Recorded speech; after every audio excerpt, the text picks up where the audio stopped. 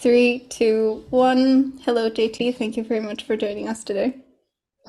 Thank you very much for the invitation. It's an honor.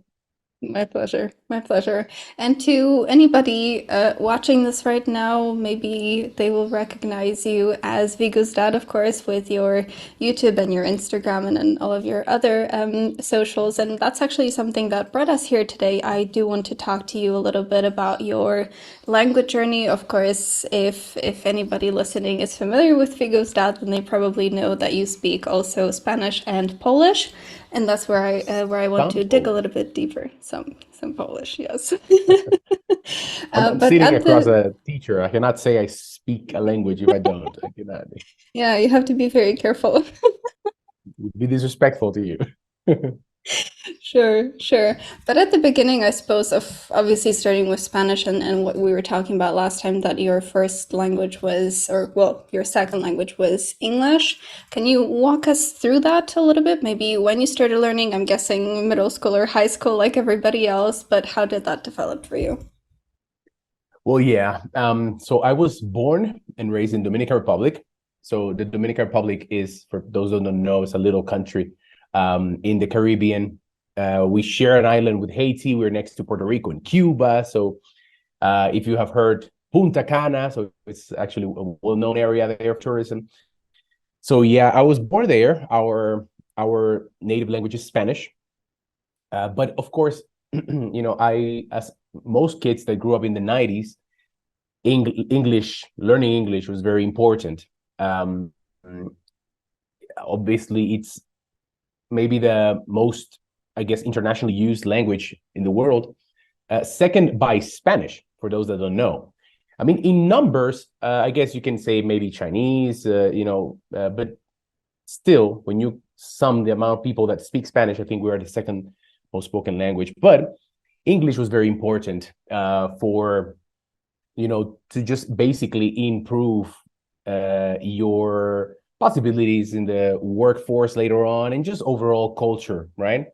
Also, we are kind of close to the United States, so we have a lot of influence from them, shows and TV shows, and so it was like a thing immediately when I turned. I think I enrolled my mom enrolled me in what is called the Dominican American school. It was not like a high school. I studied in a normal Spanish high school, but every Saturday I would have an intensive day. It was like from 8 in the morning till like 2 or something like that, in this school learning English.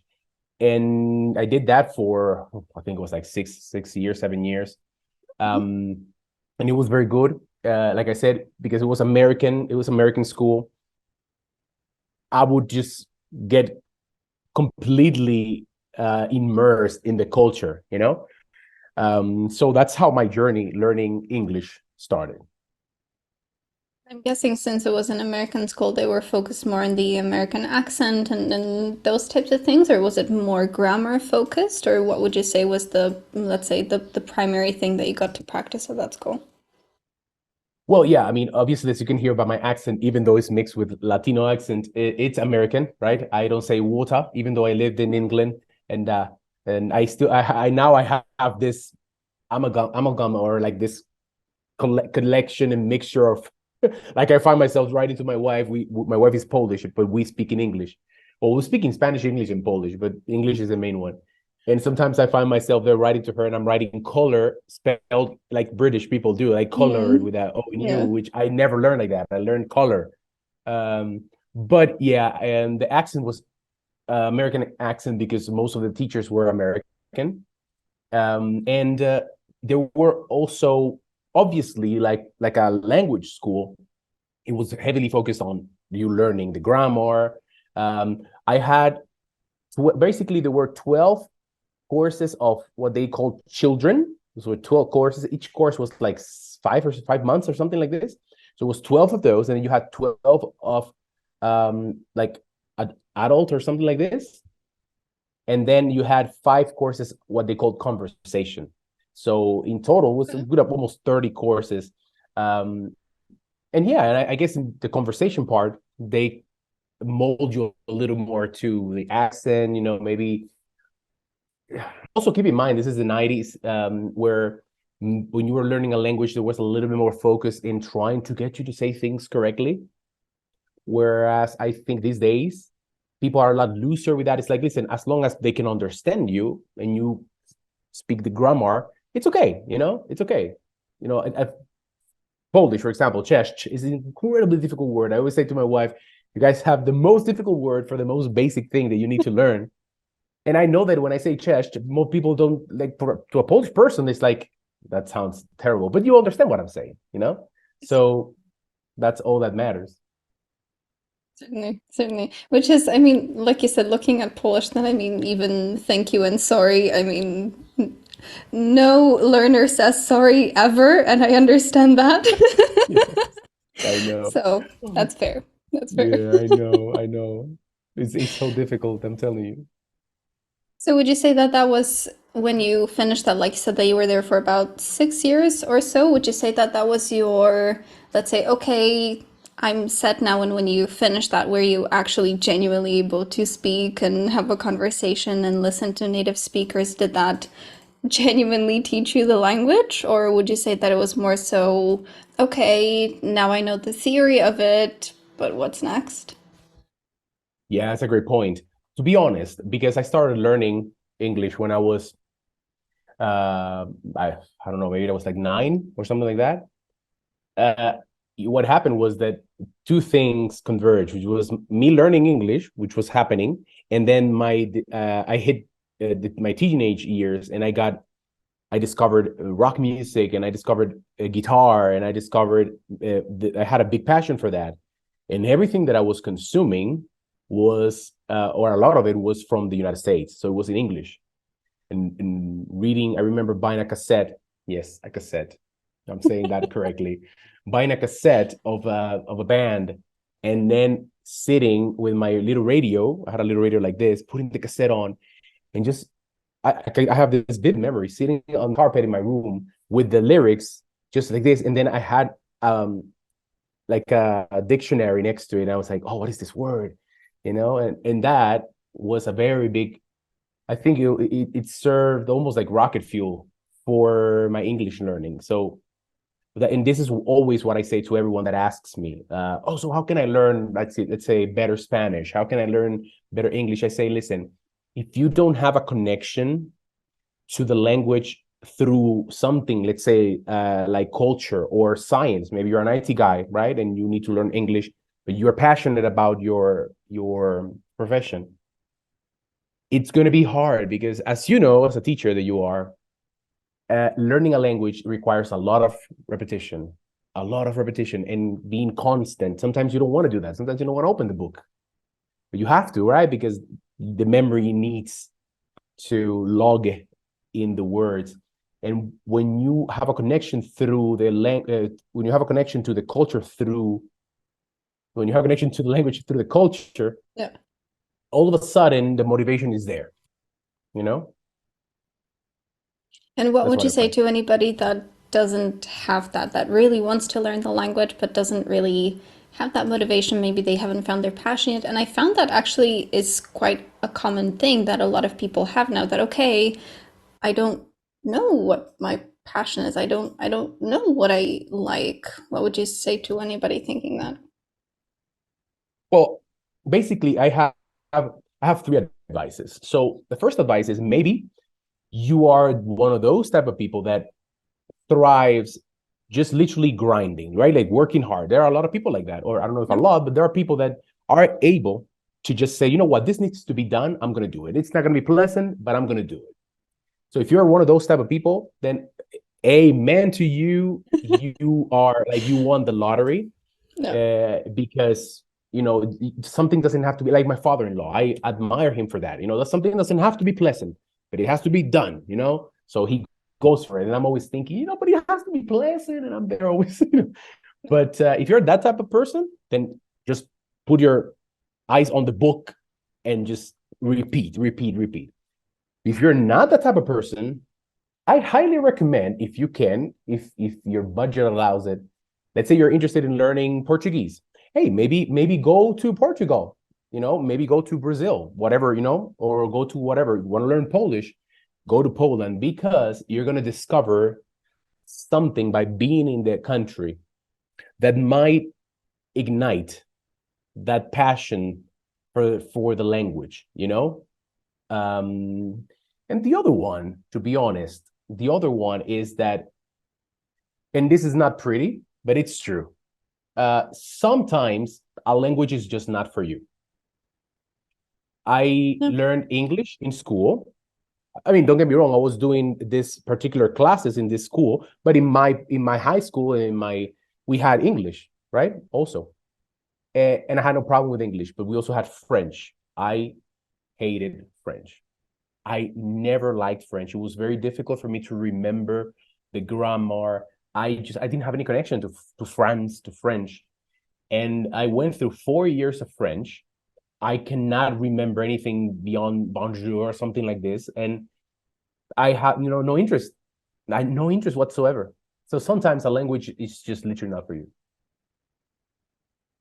Like you said, that might not be the most common piece of advice, but I believe it's something that a lot of people could benefit from hearing that, okay, maybe I've been studying it, like you said, for 4 years or for however many, but that doesn't mean that you have to continue. That doesn't mean that you have to spend the rest of your life, hitting your head against the wall, trying to figure it out.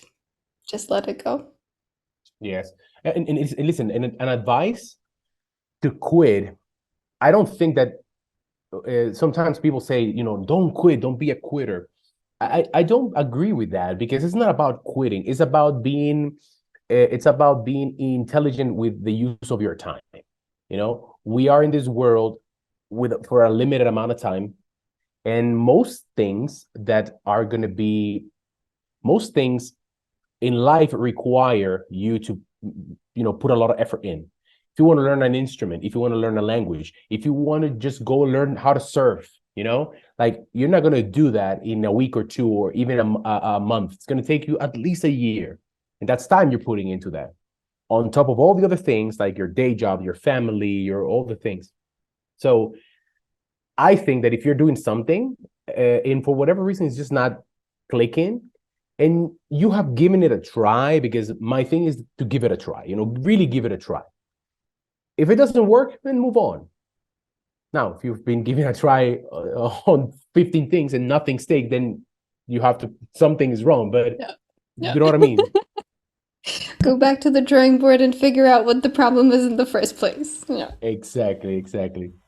for sure. For sure. Okay. And have you had any experiences like that beyond, like you said, French, that you maybe really thought that, oh, cool, I will try this, and then you tried it and then you figured out, oh, no. You're gonna laugh because it's incredible. But yes, for example, Polish is one of them, let me explain. So Yeah. after I'm 41 now, I've learned a second language to a pretty high level, so I know that I'm capable of learning a new language, right? I'm also I also think, I have a particularity where I don't mind making mistakes. So I don't mind speaking to you and making a mistake, which I think it's good because you don't bottle up everything here like, oh, I would like to see if I can say something, but I don't know if I can bring myself to. I don't have that problem. I can say it. So because of that, I have a good understanding of more or less on what things I'm good at and what things I'm not. And when it comes to Polish, I noticed that I learn a lot easier when I am in the country and I am speaking to people and I am making mistakes and I am looking at their hands when they say something, when they say, and I'm like, oh, he did this and piece of bread is here, so it must be that this is chcesz, and then this is chleb. No, the opposite. You know what I mean? Um, and I know that sitting with a book and just grinding, it just doesn't work for me now.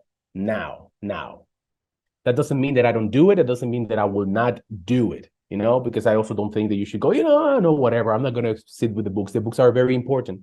And the teacher is very important, extremely important, I would say. But I know that for me to get my Polish level to the position that I wanted to, I know that I need to be immersed in the culture. And I made my peace with that. Has that been the biggest, would you say, stepping stone for you, realizing that, okay, I can read the books and the books are a great start, but I need to actually be there? Was that, would you say, a big realization for you? Or has that always been, okay, well, it's obvious from, let's say, your education with English, okay, well, the teachers were from the States and they spoke English, so of course I need to be immersed. Was that obvious for you? Or was it more of a, oh, that's something that I need to do? Yeah, I discovered that because, like I said, when I learned English, I was a lot younger, and Of course. to me, English, like if I wouldn't have the memories of going to all the classes, I would even tell you that I don't even remember how I got to this level of English, because it was such a seamless transition between my real life interests, like music and culture and all those things, that it's like sometimes it feels as if I woke up and I'm like, oh, how did I learn to speak Yeah, English, right. But I thankfully have the memories of all those classes. But but with Polish, it was the first time, I met my wife. We met a long time ago, but let's say we started dating in 2012. So I was already a grown up dude, and it was like, okay, I know that I want to learn this language. I want to speak to her family. I want to speak to her, to the Jatki and all those things. And we gave my wife is also a teacher. Yeah, she's not a teacher now, but she was a teacher. She's a linguist. She was for a period of time she was teaching me. I also had a particular teacher teach me online, and I was doing good progress. And we were living in Austria at the time, in Vienna. So we would travel a lot to Poland. We would go to Poland like 6 or 7 times a year, and everything was moving on. But then I was, like I said, I was working in Austria, and in my work, I needed to use Spanish, English, and I needed to learn some German. And then German and the Polish were just competing with each other in my head, So I put up a stop to Polish for a little bit because I knew, I mean, I'm confident, even if right now I cannot tell you that, listen, I speak Polish, because I don't. I am confident that I will speak Polish. It's one of those things that I know. I know. Like, we can revisit this in 2 years or 3, and I'll tell you. See, I told you. Maybe it took me a little Yeah. longer, but I'm okay with that. But I know, because I work in South Africa now, but I'm going to Poland soon. I'm going to be there for the rest of my life. So it's just one of those things that I know is going to happen. But at the time, I needed to learn some German, so I stopped the Polish. And yeah, I kind of like there was a mix there, and that's how I realized I think I need to be closer to the culture. I need to be not the culture, because I lived immersed in the culture. My wife is Polish, but I don't know, just the day to day. It's not the same. It's not the same.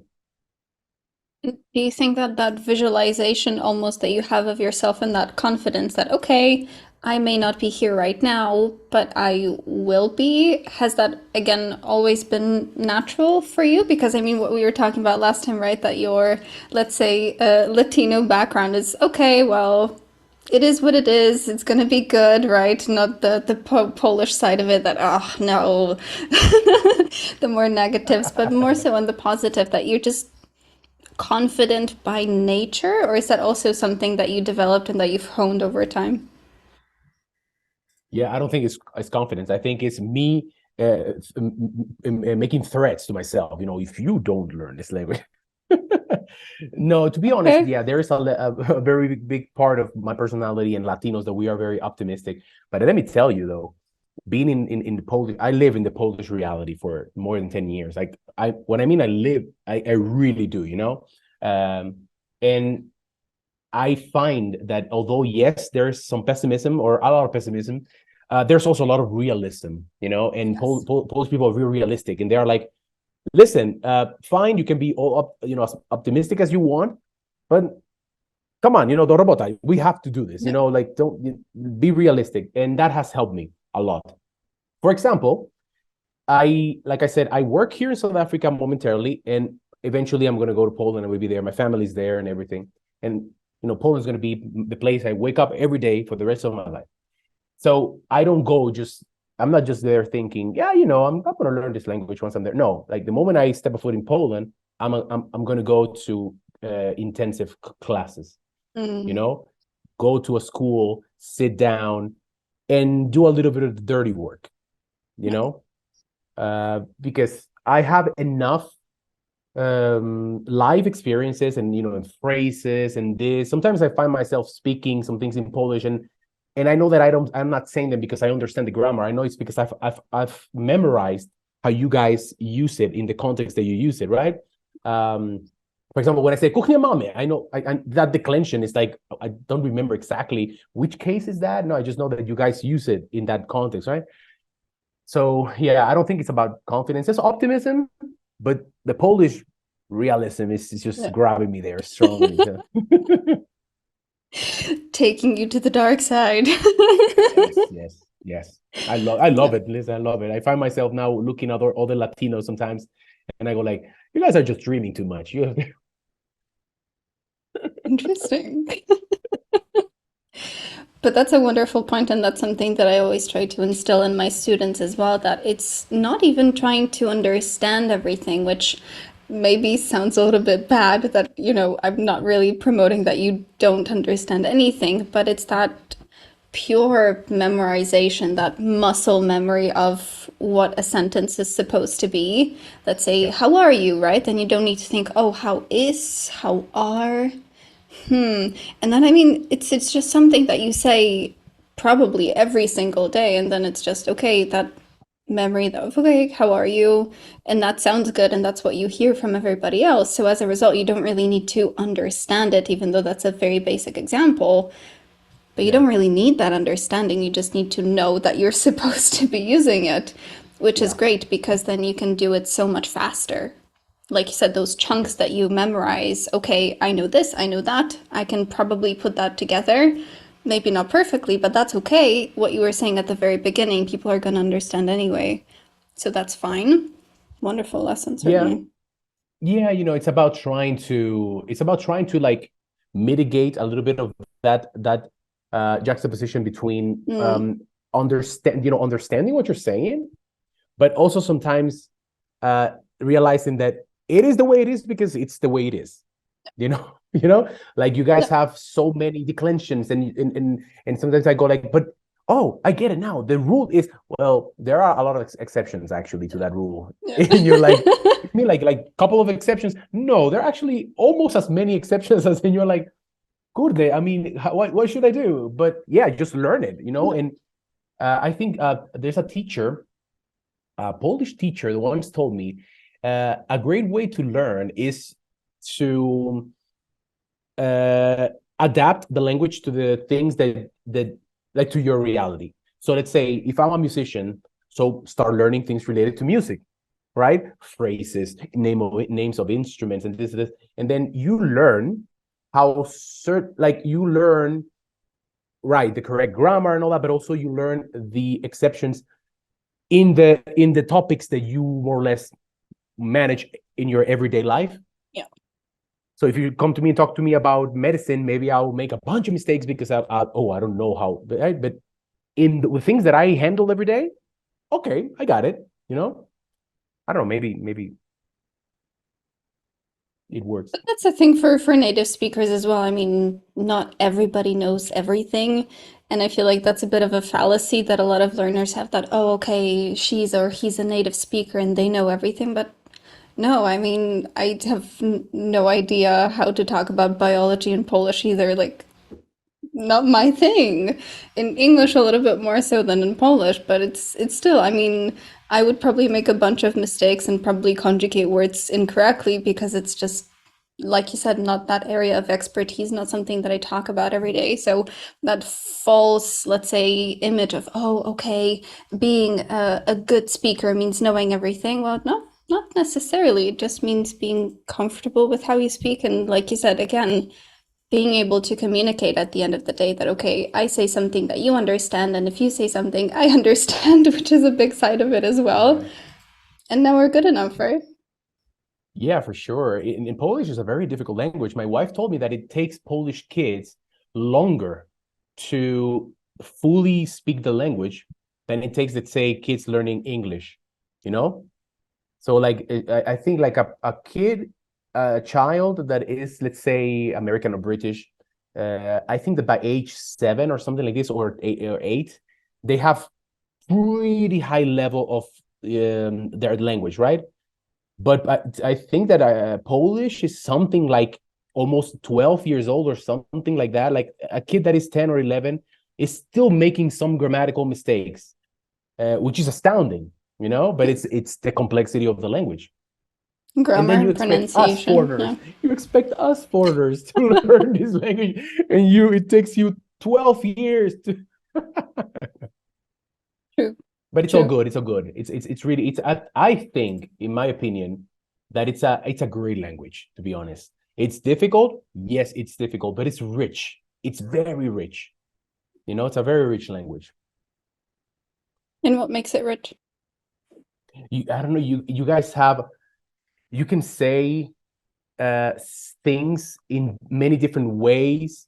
Also, I think that because the language, by the way, this blew my mind, right? Because I know that in Polish language, you don't necessarily need to follow an order. You know, so Right. for example, the subject, the verb, it doesn't need to follow a certain Right. order. It doesn't change the meaning of or the action, right? Yet, Polish people have a preferred way Yes. in how they organize the sentence. Yeah. And it's always funny because I have a WhatsApp group with my family, with my in-laws and my wife. And you know, I'm there, you know, you see my little Polish, and Yeah. sometimes I aid myself with a translator, but I really try to get from here. And I'm saying things, and it's super lovely when I say they understand me.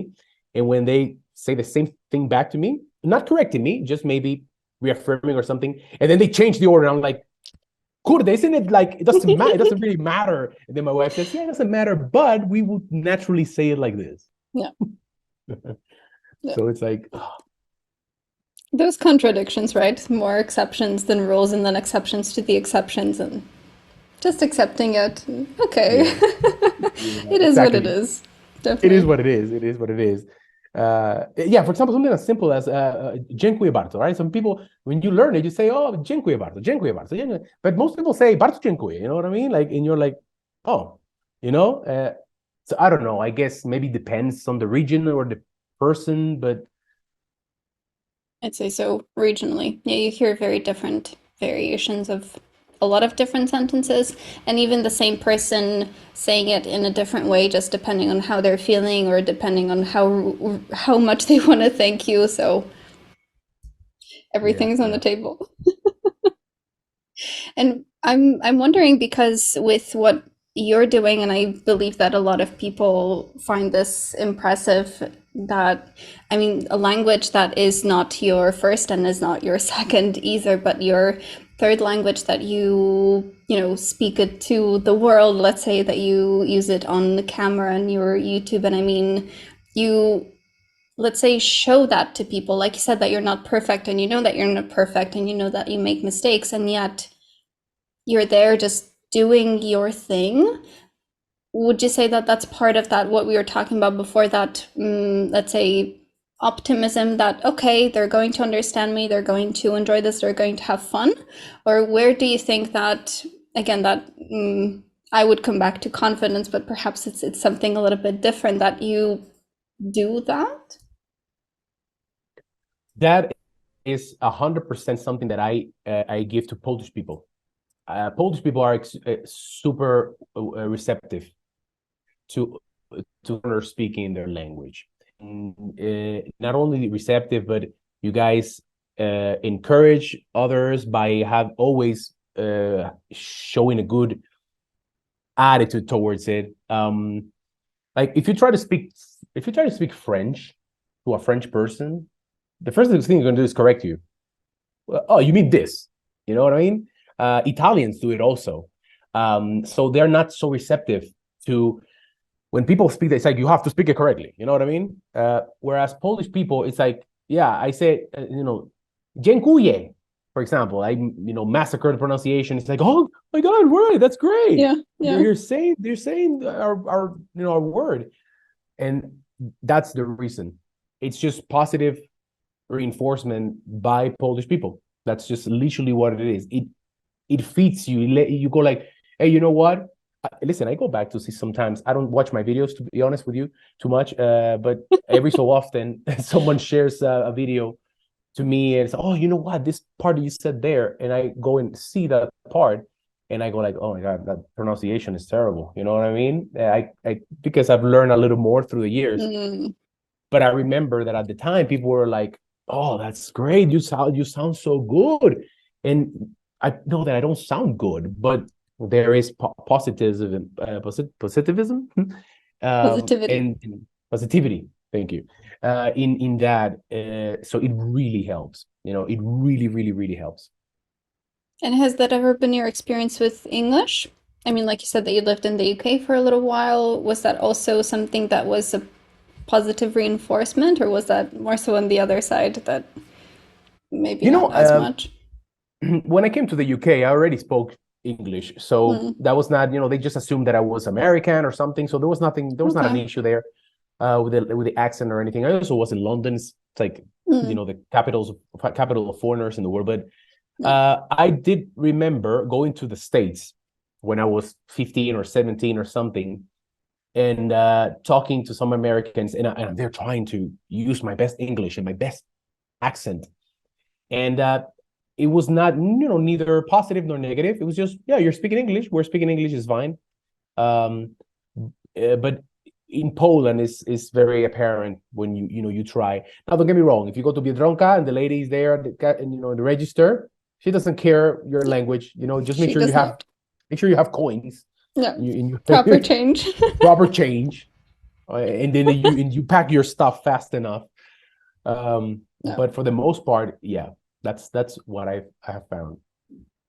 And has there been a moment in your language journey, whether that's with English, maybe more so closer to the beginning, or even maybe a little bit later on, or with Polish, a moment that you've been very proud of yourself that, wow, I got here maybe by myself, maybe with the help of others, but I achieved this, I did this. I mean, I don't assume that you've done any Polish exams or any of those types of things, but wow, I was able to do that in this language. Have you had any of these proud moments? I did a Polish exam on my Yeah? channel. I did a whole episode taking a Polish test, of course, and I passed it. But I think it was a test for like 7-year-olds. So don't. So I'm not going to tell you that. Yeah, but uh, proud. I don't know. I mean, I don't really like that sensation, like, because the thing is that I've been married for 10 years, and in the Polish reality, I think that I feel that I should speak Polish already. Granted, I moved to Poland just last year, and I was in other countries where other languages were being No. spoken, and I had to learn it. So that clashes with you a little bit. But like, if I can dig for excuses, I know that I can find some excuses to not feel so bad about it.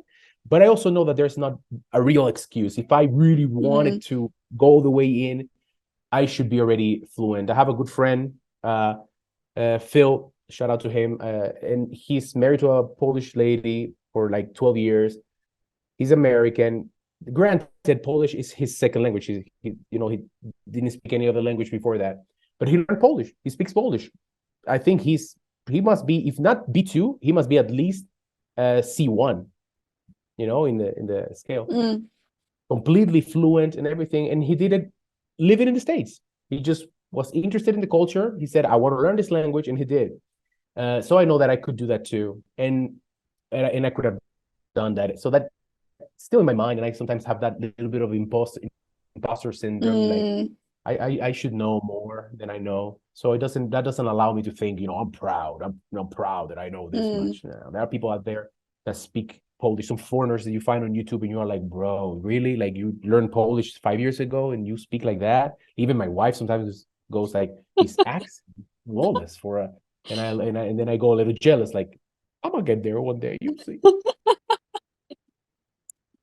And have you ever talked to him about it? How he did it? If he had any, I don't know, special ways of doing it, or was it just like you said, hitting the books, reading, listening, and those types of things? You mean my friend, my buddy? Hmm, hmm. Oh yeah, he was hitting the books. You know, Yeah. just he's an engineer, so to him it was like literally like Okay. he's been learning Polish for 10 years. To this day, he still has a tutor every week, and you know, so to him it's just dirty work. And it's funny because at the end of the day, and this is maybe my message to people in regards to languages, just identify what type of person you are, because I see things in him that I really admire, and he sees things in me that he really admires. He says like, Yeah. if I had the, I don't want to say confidence, maybe the bravado, if I had maybe the, I don't know what, you know, like if I was willing to fail as hardly as you are willing to, like with the level of Polish that I have here, you know, and the grammar and everything, I know that conversationally I would be like all the way up there, because you put yourself in circumstances and that the only thing they do once you get past a little bit of shame is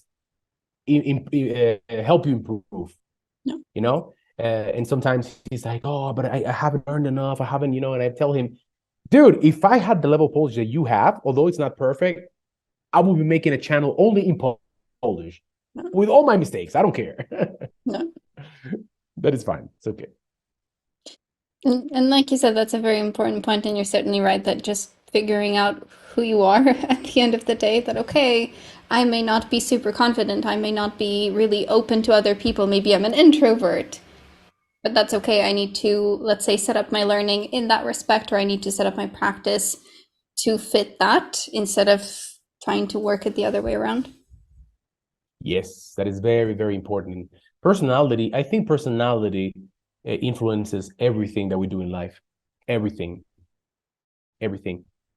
Obviously, the world is not meant, sadly, the world is not meant for those that are deeply introspective, because you have to go out into the world, you have to socialize. Human beings are social creatures. Now, having said that, if you are, like you said, if you're an introvert and you don't enjoy going out and making conversation with people just randomly in the street, then just, you know, get to the books, Yeah. get a teacher, get a tutor, talk to one person. Maybe it helps you. You know, oh, listen, I like Martina. She's a great teacher. She helps me. I feel comfortable with her. You know, so do that. No one says that you need to go out, you know, to Selgros or Macro, whatever, and just start talking to strangers left and right.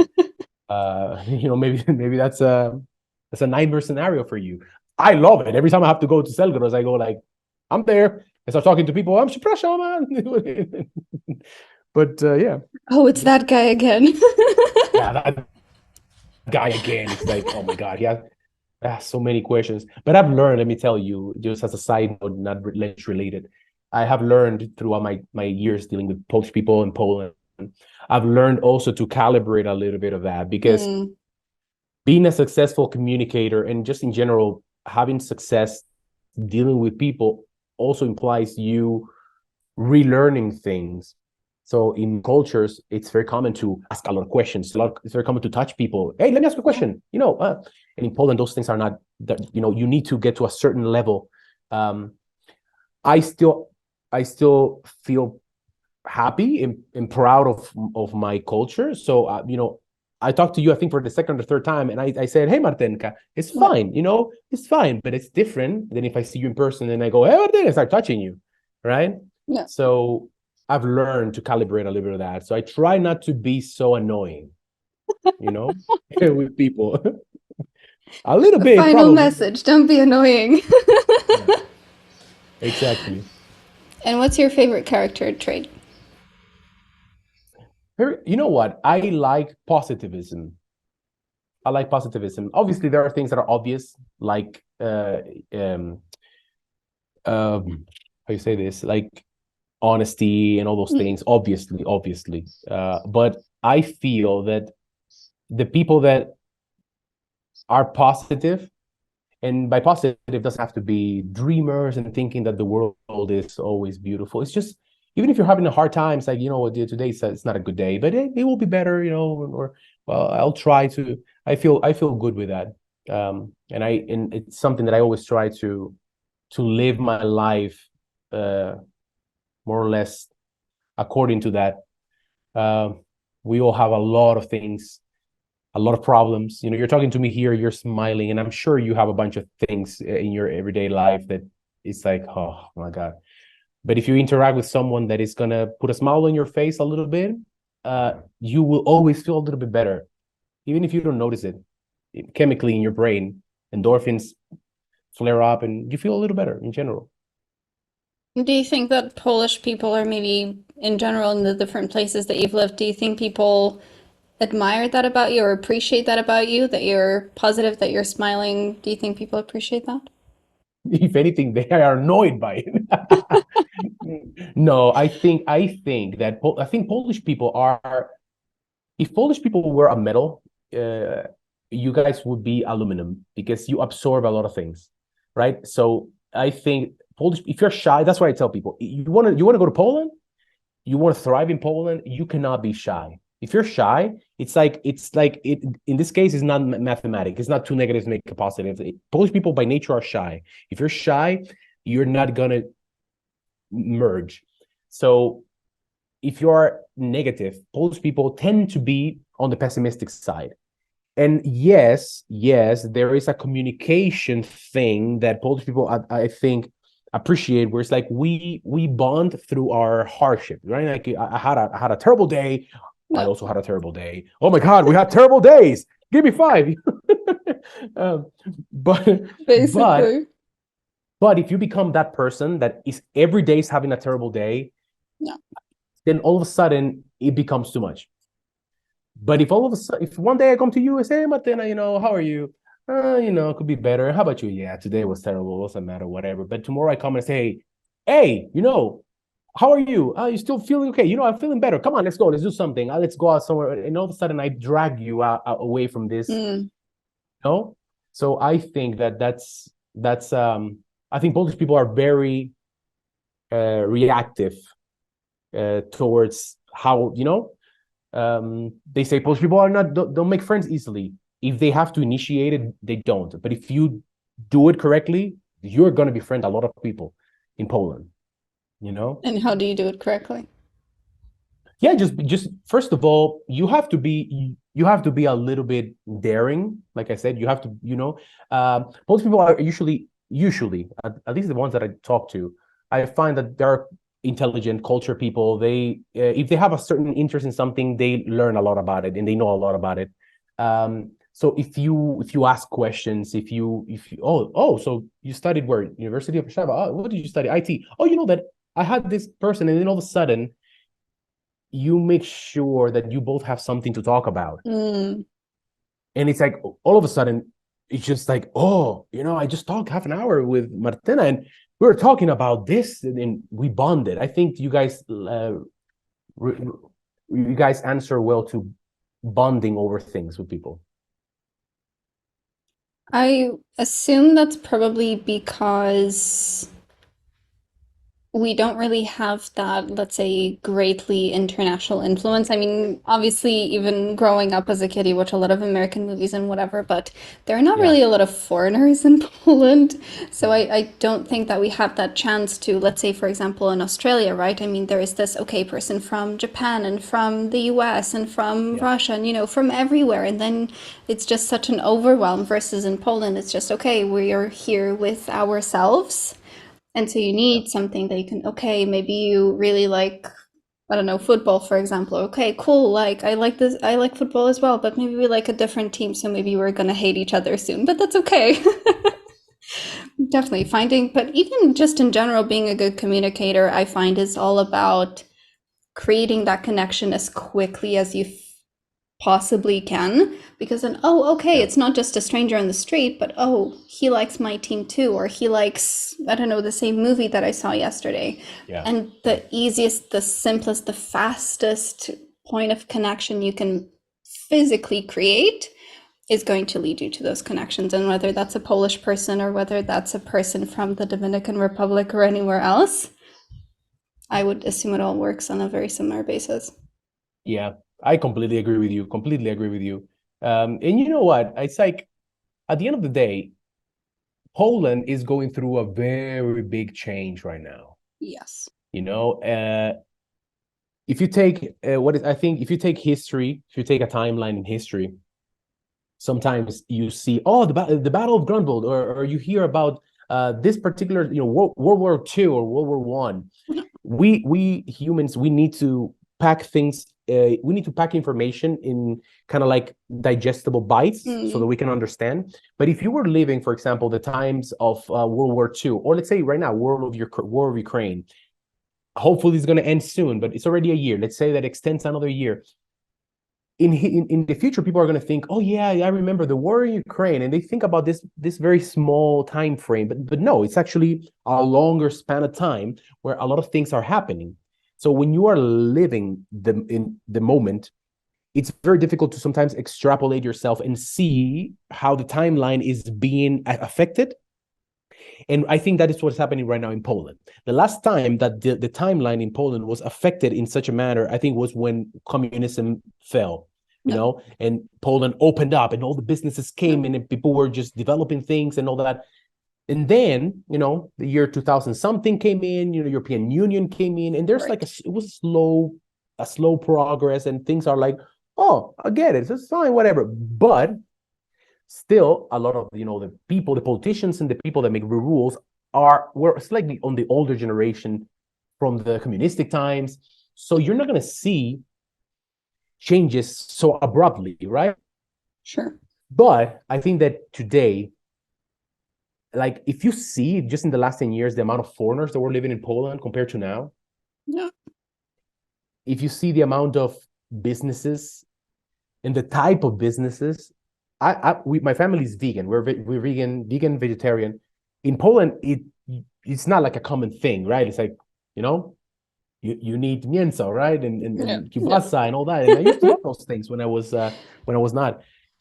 But I've noticed, because I've been a vegan for like 6 years almost now, and I've seen in those 6 years the difference just in offers in restaurants, and it's Yeah, opening up.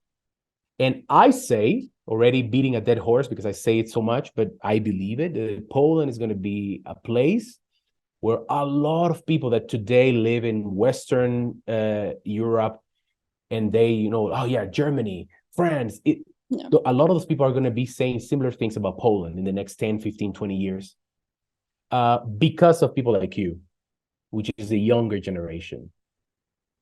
Polish younger generation is completely different, Yes. completely different. Believe me, I talk to a lot of young people, 20s, early 30s, and the way you think is different. The things that you like, you travel a lot more.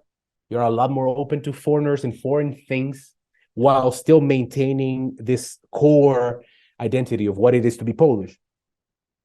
So I think in that timeline, Poland is going to be an incredible place. Like, if I had all my Bitcoins, I would put it in Poland right now.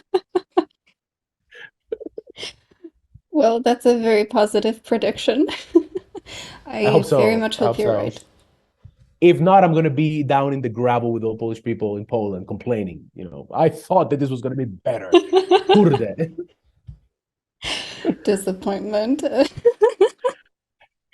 Nice, nice. Tell me, is there anything else that we didn't touch on, something that you would like to mention before we get into where people can find you, where you live? Yeah, basically, I have a YouTube channel. It's called Vigo's Dad. So you can find me on YouTube. Instagram is not a social media that I really use to grow things, to be honest. I don't even look at the numbers. To me, it's just a way to, if you discover me on YouTube and you find me on Instagram, it's more like you can see like I can interact with people. You know what I mean? Hmm. It's not I don't have it there to grow my numbers or anything. I don't care about that. But you can find me on Instagram also. Send me a message. I talk to everyone. Um, and I wanted to say to you that, first of all, your English is incredible. You have a very good English, very good accent. Dziękuję. And again, the accent is not necessarily important. It's, as long as you speak your language properly, but it's still impressive because it's kind of difficult for Polish people, same as with Latinos, to get rid of I call it the squareness of the language. When you say, for example, Robert, it's in English you cannot say No, r, you have to no, say r, and that is right. hard. It's the same with Latinos. So you don't have any of that, which is was very surprising. and I can tell you you're a really good teacher. So I encourage everyone that is watching Thank this you. to take some lessons with you in English. You're an English Appreciate teacher, that. right? English and Polish. English and Polish teacher, yeah. So yeah, I encourage them to take lessons with you because at the end of the day, you know what? Let me tell you, just the last note. English is one of those languages that a lot of people kind of know, but depending on what you do for a living, it really it really helps to take some lessons to incorporate some phrases, to incorporate like to have the ability to communicate in a way that is a little bit more fluent.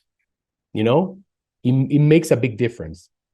Okay. So if you're there thinking about it, I know English, but maybe I should Polish a little more.